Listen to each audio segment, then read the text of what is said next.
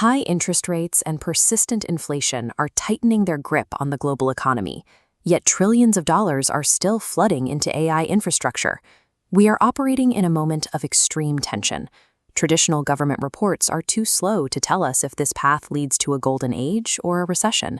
By the time that data is published, the window to act has already closed. For a real-time perspective, we have to look at the companies driving the global engine. From July 28th to 31st, major earnings reports will provide a high-frequency readout of financial health. We'll use a two-track dashboard.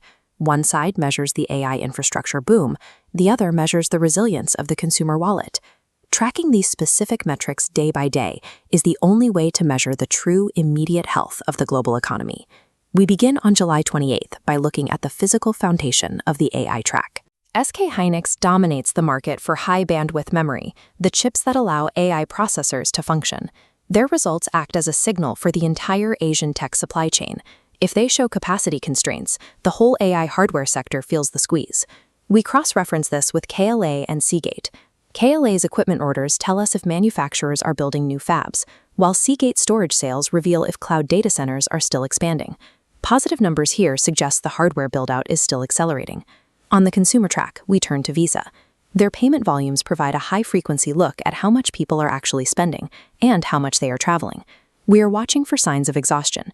If transaction volumes slow or credit card delinquencies rise, it confirms that high interest rates are finally over-leveraging the global household. July 28th is the first stress test. It will show us if the tech supply chain is sound and if the global consumer is starting to crack. By July 29th, the market moves past the hype and starts demanding a return on investment.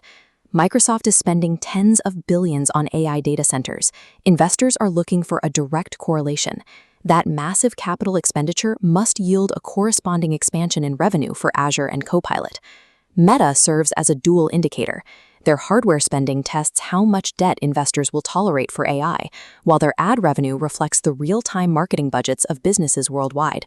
We also look to Lam Research.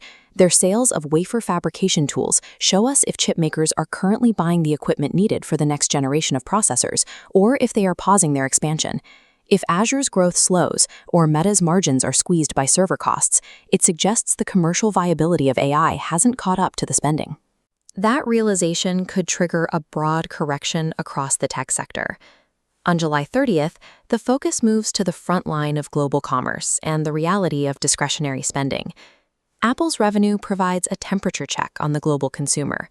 Steady hardware sales would show resilience, but a drop in demand for upgrades would signal that persistent inflation is finally forcing families to cut back. Amazon covers both sides of our dashboard.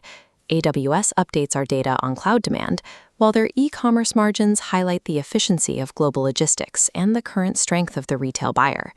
Mastercard's data adds the final layer, exposing the momentum of international travel and cross-border e-commerce.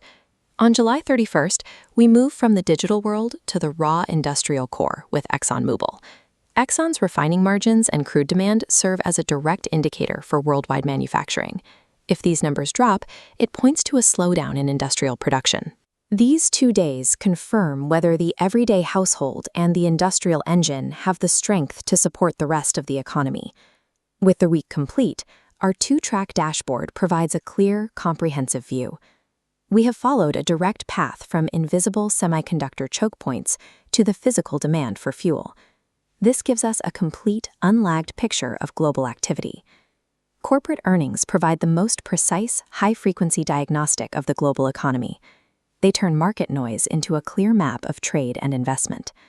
By looking at these specific metrics, you can see past the speculation and identify whether the economy is entering a period of sustained growth or approaching a significant downturn.